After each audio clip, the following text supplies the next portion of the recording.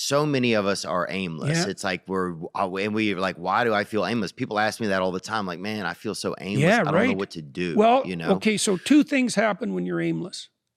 Okay, so the first is you get anxious. And the reason you get anxious is because anxiety computes aimlessness. So if you drop someone in the middle of a desert, the reason they're anxious is because it's not because they don't know which way to go. It's because there are way too many places to go, right? Every direction. And that's aimlessness, is like every direction beckons. That's way too complicated. And your brain literally signals that with anxiety. Okay, so aimlessness and anxiety are the same thing, but it's worse. Your brain is set up to produce positive emotion. Literally, this is what the positive emotion system does.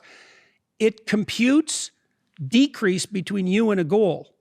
So if you have a goal and you see that you've done something that moves you towards it, your brain produces a dopamine hit, and that makes you feel good, and it strengthens the neural circuits that moved you forward. It does both of those. That's reward and reinforcement. And what that means is, if you don't have a goal, you have no positive emotion. And when people say, you know, they're aimless, they're partly telling you that they're anxious, but they're also telling you that they have no positive emotion.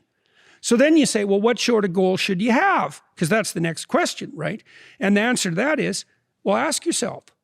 And this future authoring program that I set up, it helps you do that. It's like, okay, here's the deal. Here's the deal. Maybe this isn't true, but maybe it is. You can have what you want in 5 years. But there's two conditions. You have to know what it is, and you have to aim at it, okay? Okay, so let's say you're willing to play that game. Might be wrong, because who knows, you're going to get run over by a bus tomorrow, but you know, you're going to play the game. Okay, now the next step is, all right, you probably want to have an intimate relationship. Now, maybe not, but probably, but assuming you do, imagine, pretend like you're a kid. You get to have an intimate relationship. What does it look like? What does it look like when your wife greets you when you come home from work? What does your sex life look like, right? What do you do for entertainment? How do you treat each other? You need a fantasy, just like a little kid playing house, right? Figure out what you want. Write it down. Figure out what you could do to start moving towards that, okay? Do that with your family relationships. Do that with your friendships. Do that with your career.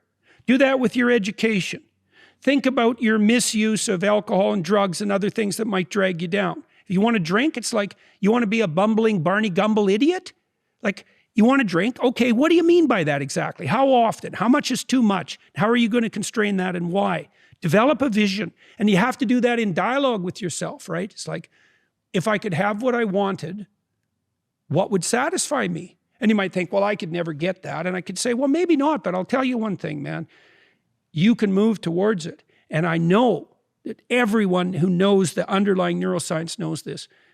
Almost all the pleasure is in the moving toward. Yeah. So even, you know, you don't want to set up a goal that's so high that there's just no possibility that a schlub like you could ever manage it. But God only knows what your upper limit is, you know. But if you set up a goal that you think is, you know, just on the edge of conceivability, then every time you move even a tiny bit towards that, you're going to think, good work, man, good work. You get a little kick from that. You get a little stronger from that. And that works like a charm. Real. Yeah, you bet. You bet. An end of aimlessness. The end of aimlessness. That's the desert in Exodus, hey? When the Egyptians leave the Pharaoh, they leave tyranny, right? And everybody thinks, oh my God, we're out of tyranny. Now it's freedom. Everything's great. That isn't what happens. They go into the desert. They're aimless. They're slaves. They have no capacity for self-governance. They have no vision of their own. They leave the tyranny, and now they're somewhere worse. They're out in the aimless desert. And part of the reason people like tyranny, even their own, is because they don't want to be aimless in the desert. It's why some people go back to prison. Absolutely. Absolutely. It's why after the Soviet Union collapsed, it's why so much of the population was nostalgic for Stalin. You bet. It's also why Lot's wife, there's a story of Lot's wife, when Sodom and Gomorrah are destroyed, she looks back. God turns her into a pillar of salt, right? You don't look back. When you escape somewhere terrible, you don't look back and long to be there. But it means you have to develop a new vision. Right. If you don't develop a new vision, then part of you will look back just because you want to have some organization. Your brain wants to have organization. Some direction. Right. That's right. That's right. Here's another rule. This is a terrifying rule. If you don't provide yourself with direction, you will take direction from a tyrant. Yeah. Right. Right. So, and you might say, well, why should I take responsibility? You asked that, you know, it's like, Yeah. I'm afraid of my own goals because of the responsibility. It's like, well, you're either going to be responsible to yourself, or you're going to be responsible to a tyrant, or you're going to be absolutely lost. That's your option set. Yeah. Right. That's it. Yeah, bet. Pick 'em.